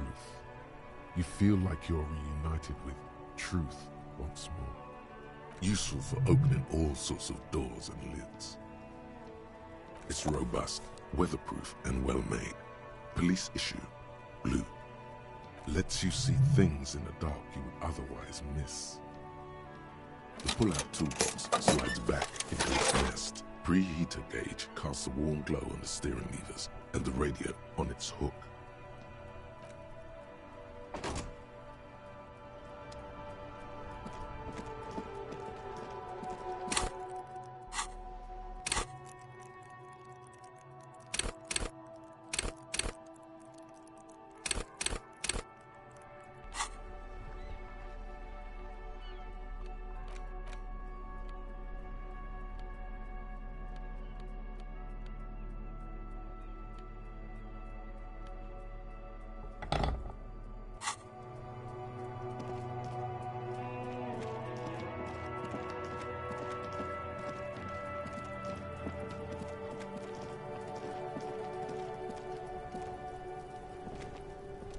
Does Kuno care?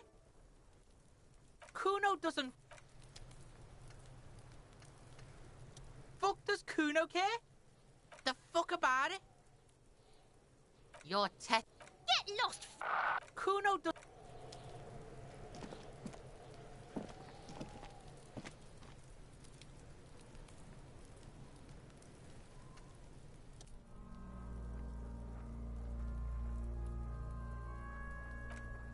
The lieutenant adjusts his glasses and takes a deep breath. Cut with as much precision as you can, please. See, my pig is gonna fuck his head off. No, he ain't. Your pig's a boring fuck.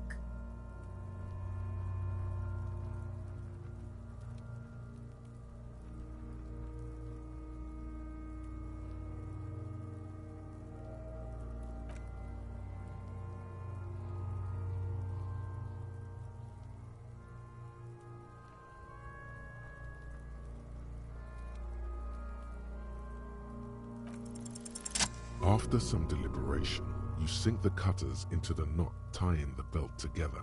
You squeeze the rubber handles together, sweat forming on your brow.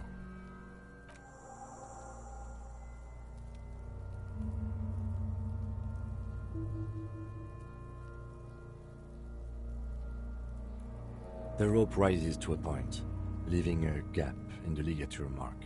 The suspension point is in the back of the neck.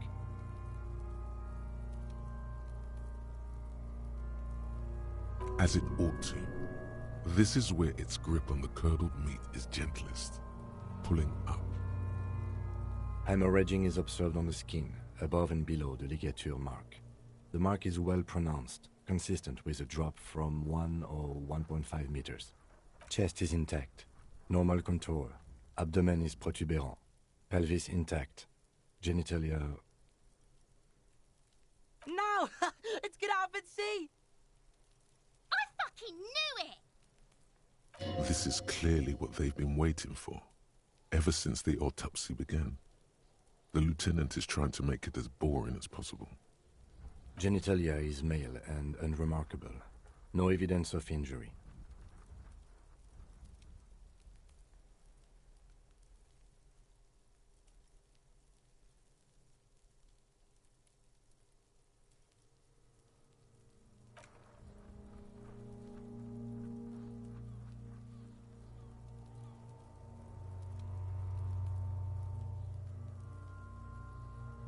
You should touch it.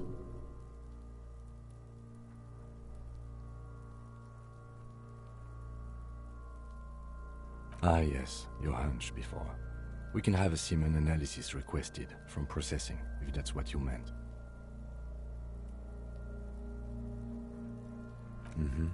Just write down that we request an analysis.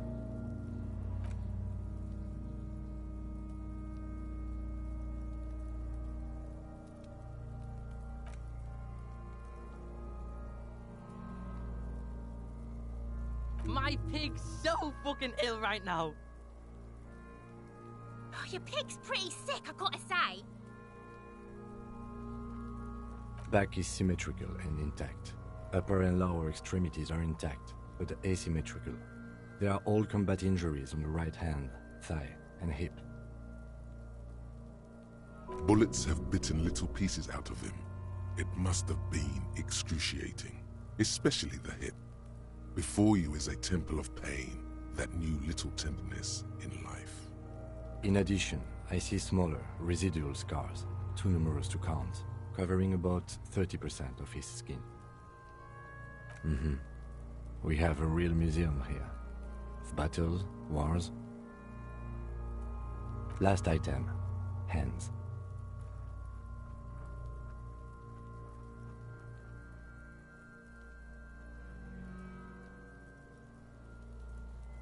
Hands are clean. No sign of a recent struggle. Maybe I'm just not seeing them. Honestly, this stench is making it hard for me to think at the moment. Ooh. That's all for the external. Well done. What next?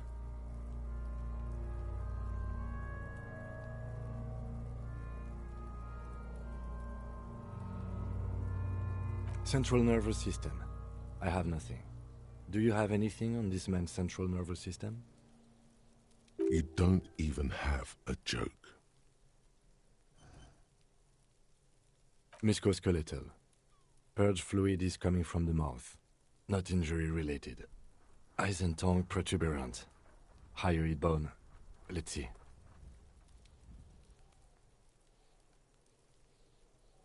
With his eyes almost closed, the lieutenant puts his hand on the dead man's throat and begins to massage it, gently. A rotting smell erupts from the mouth. Purge fluid runs down his lips. Yeah, jack that fucker off! The hyoid bone is fractured. The rest of the musculoskeletal system is intact. Unremarkable. Respiratory system.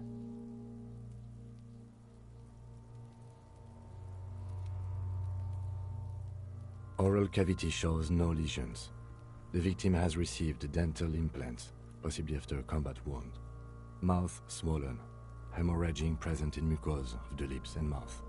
From here, it looks as though the clown-faced man is screaming.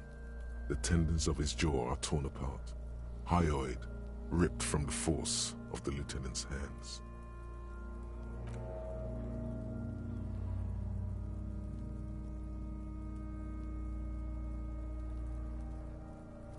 No, you don't. You can keep it in. You can keep anything in.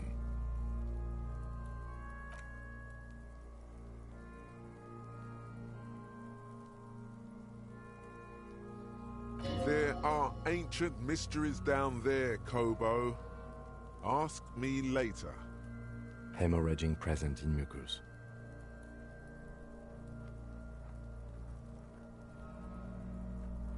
Hepatobiliary, NA. Are you a hepatobiliary expert? Neither am I. That's it. Same for toxicology and serology, NA. Unless you have untapped reservoirs of knowledge there? We already have one test as per regulation, and we already requested semen.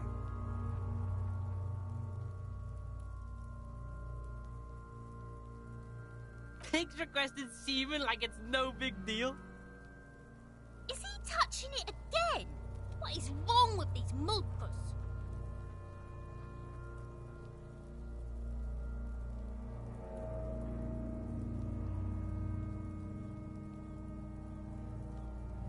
At a request, then, we'll know if drugs or poisons remain in his blood. At this stage, I doubt processing will find anything, even if he was brimming with it.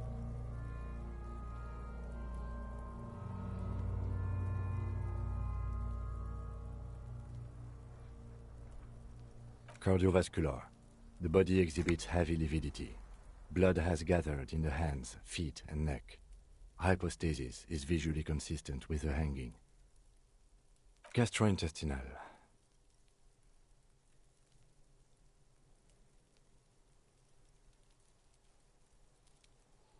Digested semi-solid food in stomach. Voila.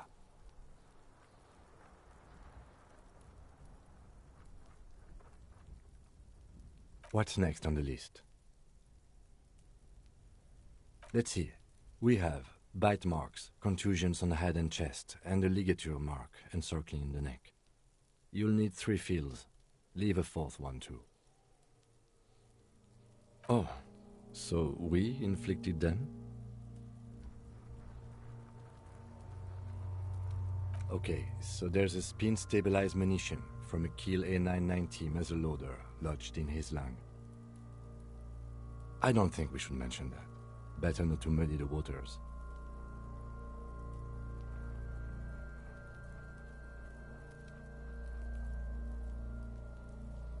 See? These pigs are fucking corrupt. Why don't you fuck him if you love him so much? Now, injuries. Head, chest and scalp bite mark injuries. Predation by birds has caused damage to the body. Odontologist does not need to be consulted. And your opinion, officer?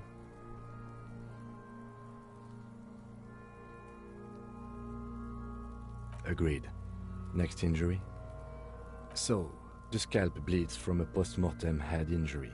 A stone. The injury does not have the rim of an early inflammatory response. The perpetrator on the scene has confessed to causing it post-mortem. At maximum velocity, fucko! Has confessed to causing it at maximum velocity.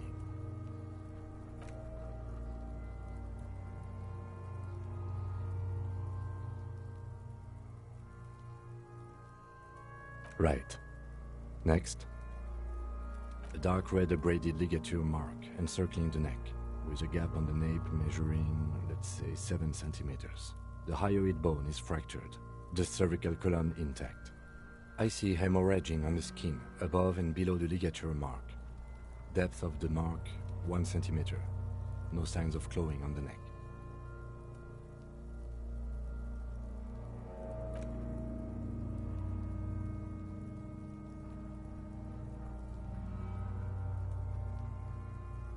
That's it.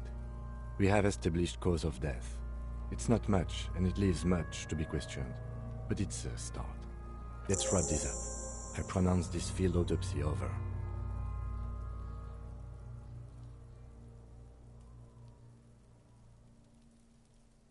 Well, we established probable cause of death. Some would say that's the goal of an autopsy. We requested a test to be run on the genitals. That was the règle. The results should arrive in a couple of weeks, if we are lucky. I will not hold my breath. We were thorough with the list of injuries, too. We described them all in detail. What is there to say? Given the circumstances, it was a professional field autopsy. Oh yeah, well done, Master Detective. Maybe a drink is in order? Now, you see, that worries me. You will die if you drink. You know that, don't you? You are proving a useful detective. The organization would miss you. Please get yourself together. The lieutenant from Precinct 57 thinks. I need a copy of that autopsy form. Then I will drive him to Faubourg. For processing.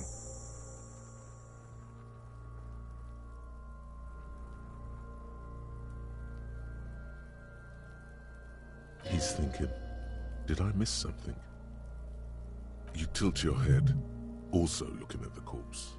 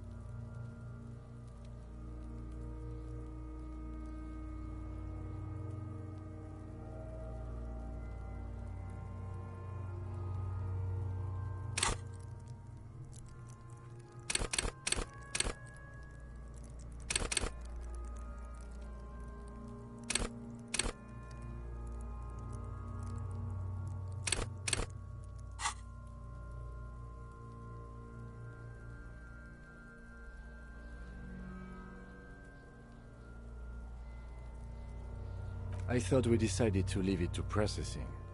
Let's not turn this into some kind of circus.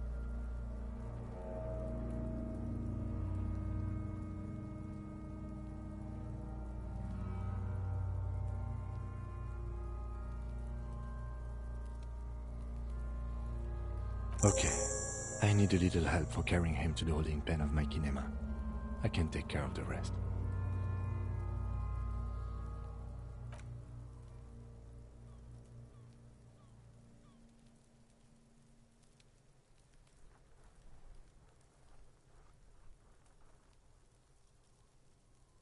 It's too late to take him into processing today. I'll take him first thing tomorrow.